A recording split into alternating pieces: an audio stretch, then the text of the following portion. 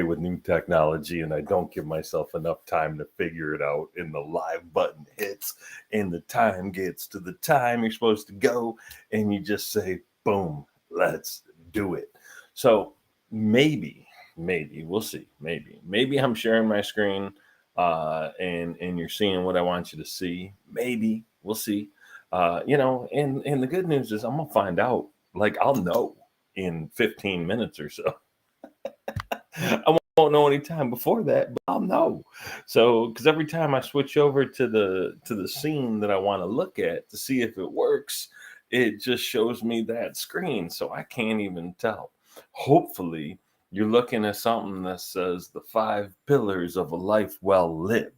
And if you are, that works out exceptionally well because that's what I'm here to talk about today. And if you're not, hey man, maybe that parallax, continual, never-ending scene of me looking at my screen inside of Restream, right? Just kind of over and over and over and over again, like the multiverse. That's cool too. That's cool, right? So I'm gonna assume, and you all know what happens there, but I'm gonna assume that you're seeing what I want you to see, and it's working exactly how I want it to work because that's how my life goes. So here we go. The 5 pillars of a life well lived. You're gonna have to excuse the fact that this deck doesn't have my updated colors. It has my outdated colors and my former logo. And that's okay because that doesn't change how the information will be presented and more importantly, how it will be received in any way, shape, or form. I'm not even sure why I call it to your attention. Just I'm squirrely like that. I guess it's because it doesn't have my cool logo, right? And my cool logo, you know what? I don't know if y'all know this, but it looks like this, right? Water and fire, baby. So fun. Here we go. Let's talk about the 5 pillars of a life well lived. And specifically, let's just talk about one of those pillars, the first pillar. And so we're going to get into that in just a minute. I'm going to set the stage a little bit. This is the agenda because I give this as a presentation, right? You can see it's dated 2020. And I've done this live. In fact, the last time I gave this presentation live was probably July 2020 with my friend Tina Marie Wofield to her amazing group. I did the keynote for HR Unite, and I shared this talk in a very virtual setting. So I was sitting right here, comfortable in this chair. It was a good time, and it's a good talk. So here's the struggle, right? This is the world we live in today, still 2.5 years later, right? It's a hustle and grind, and everybody's busy and can't stop telling you how busy they are. And some of the worst advice ever given, fake it till you make it, shows up all day, every day. And there's something really wrong with this. This is not the life we or you or I were born to live. There's more to it than just struggling and being on that hamster wheel, doing the rat race thing day in and day out, and everybody's living for the weekend. Sorry, lover boy. I suppose it was everybody's working for the weekend. That's an 80s hit for those of you who are too young to know that. Um, it's one of those things where we're not doing it right. And, I'd love to see the idea of the 5 day work week become a 4 day work week and maybe even a 3 day work week. And I'd love to see the idea of us finding, that ever elusive work life balance, right? Because frankly, we need to get on with things that are more important for our soul, for our spirit, for our life to be fulfilled than just work. That being said, we got work to do, right? We have to get in the habit of doing the things that need to get done. So it's an interesting conversation that we can jump into a little later on or in the chat, in the comments, what have you. But here's what I know for sure. You, and I just had this conversation yesterday with Steve Lois, you can't pour from an empty cup, right? You can't. It just doesn't work. Look at man, I got an empty cup right here. I'm gonna pour. What am I pouring? Well, There goes a drop. 4 drops. Like I caught it in my hand because there's nothing in here. If that was a full cup, it's tea, by the way. It's lovely yogi tea, sweet tangerine energy yogi tea. Highly recommend. Um, if that was a full cup, obviously I wouldn't do that. And I certainly wouldn't do it over my laptop. I like my laptop. And it's one of those things we have to be knowledgeable of what we can and can't do. When the cup is empty, sure, we can turn it over, but nothing happens. So we got to take the time for ourselves. And this goes back to that work life balance thing. This is what we think we want, what we're told we want, but the reality is that's not how life really works. And besides, if things are in balance, that means nothing's moving. It's equal, right? It's even and it's kind of stagnant and then it just stays stagnant. What we really want to figure out how to do is put our life into harmony, right? We want to be able to have these different levers of our lives. And that's exactly what this talk gets into across it. And you'll see the talk in its entirety over the next 5 weeks. If you want to bring me into your company, you can see it all at once, way before that. But it's one of those things that we want harmony and we want it across the multiple aspects of our life. So, this original talk looked at the 5 pillars of a life well lived. Relationships is the first one, and that's the one we're going to talk about today. Mental wellness, spiritual wellness, physical wellness, and financial wellness. And if you can get all 5 of those humming in the right direction at one time, I promise you, it'll be like the best 12 seconds of your entire life. The challenge is, man, is the higher we go on one level, something always has to give, right?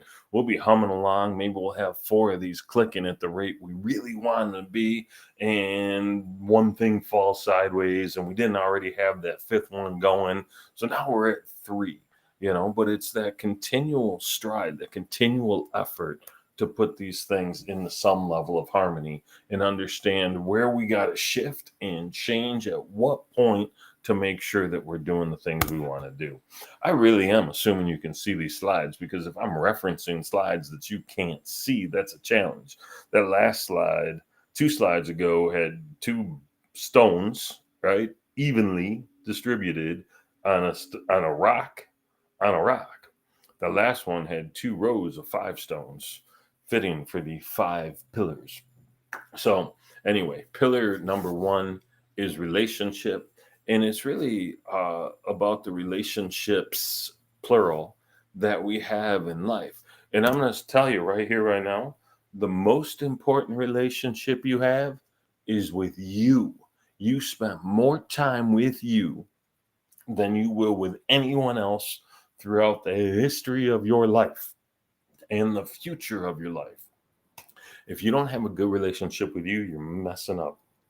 Honest to goodness, right? You don't necessarily have to like you all the time, but you got to do things that show you love you all the time. One of the conversations I have frequently is the power of self-talk. What are you saying to you?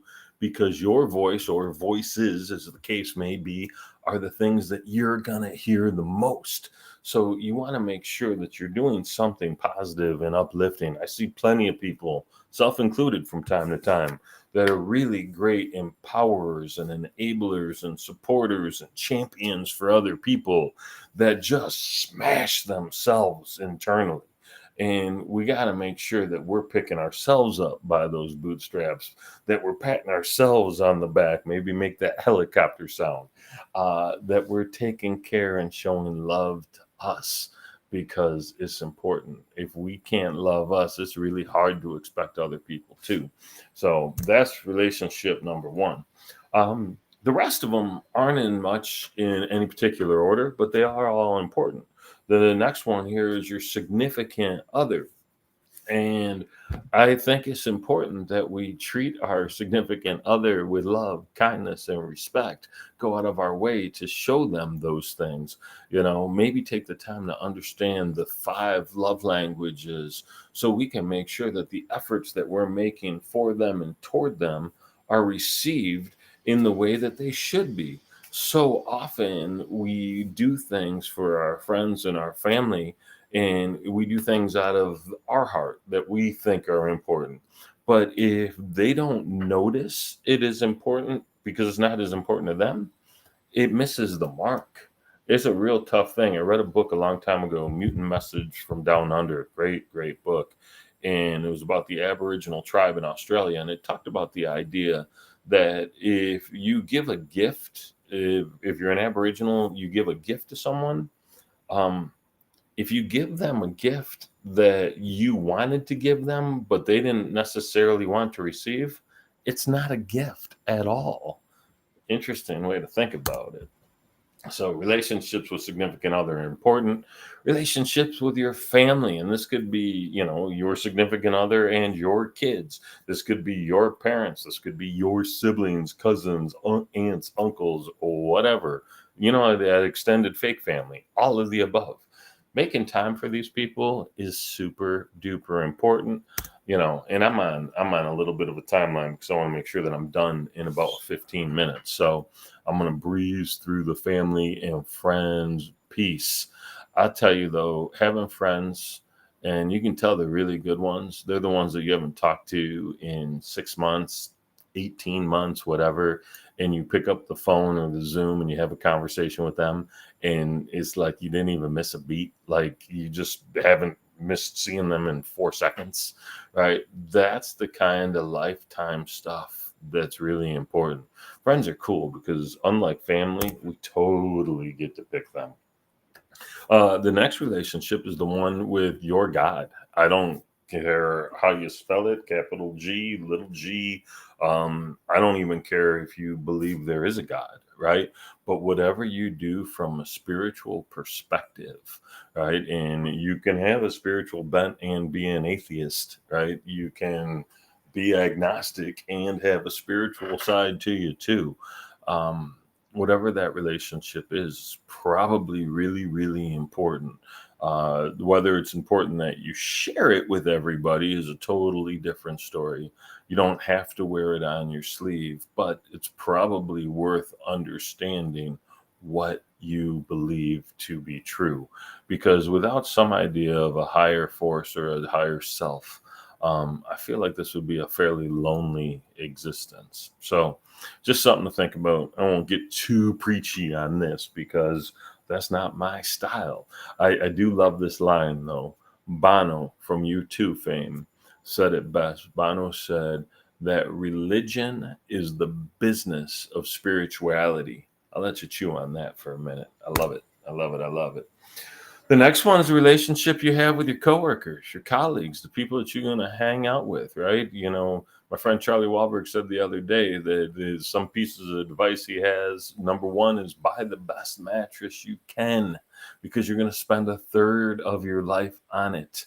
And the other one was find people you want to work with because you're going to spend a third of your life with them. So I thought those were important things and an important lesson, and we're sharing. The last one that we're going to talk about today is your relationship with the planet, with nature, with being outside, with, the ecosystem that we live in. And I'm not like some, recycling hippie that goes around and gathers cans and does all the things all the time. And I don't have the most environmentally sound practice. But I do enjoy being outside and I do enjoy the time in the sunlight or in the woods or on the water or with people doing mountainy stuff because it's cool. And so just having that as kind of a natural reset becomes an important element of one's day. So that's the relationship talk. Next week, we're going to get into pillar 2, which is mindset. That'll happen right here on LinkedIn and YouTube at 10 a.m. next Tuesday because it's, trybean Tuesdays on the 10 spot. So I'll look forward to seeing you there then. Maybe I won't, but I'd like to see you there then. In the meantime, have yourself a wonderful, wonderful week. Be well. Look at me not knowing how to close out. Oh, here's that fun screen again. I love it.